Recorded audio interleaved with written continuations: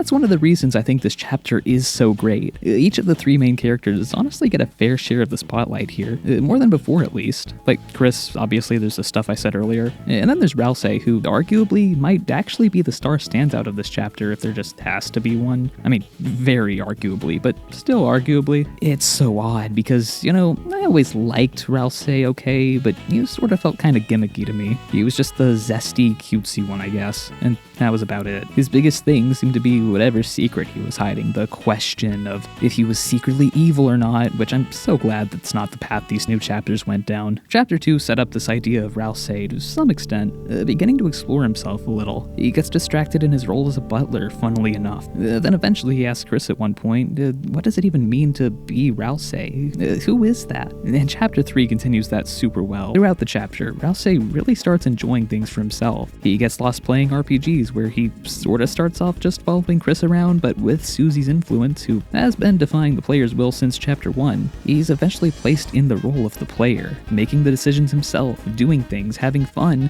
himself. He starts forming his own opinions, and in Chapter 4 he eventually ends up actually trying his own cooking since he's never done anything for himself before. Everything he ever did was for the Lightners, and he still keeps that up. He still tries to keep Susie from discovering this apparently horrible truth about the prophecy, which is that they all die at the end. Like, come on, there's no other real answer, let's be serious. He still tries to make the Dark Worlds this fun escape for her and Chris, but sort of fails because of how serious and grim and filled with tension everything's become. He still has this anxiety of not knowing how or when to put the knowledge he's been cursed with to good use. But even then, now he's beginning to see himself as an actual real person. And I think the most interesting part of that is how the other characters contribute to that growth. Again, that's something really great I think Chapter 4 specializes in. Like, in the previous chapters, the characters will all have lots of internal things going on, but most of the time those things don't really intertwine with each other.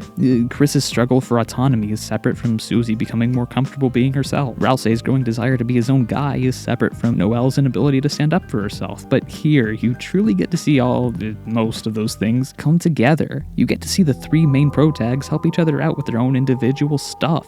Susie and Chris both encourage Ralsei to pursue their own personhood, even if you command Chris not to, which is such a cool moment for like 7 different reasons and sort of single-handedly kills off that stupid-ass Chris secretly hates Ralsei theory.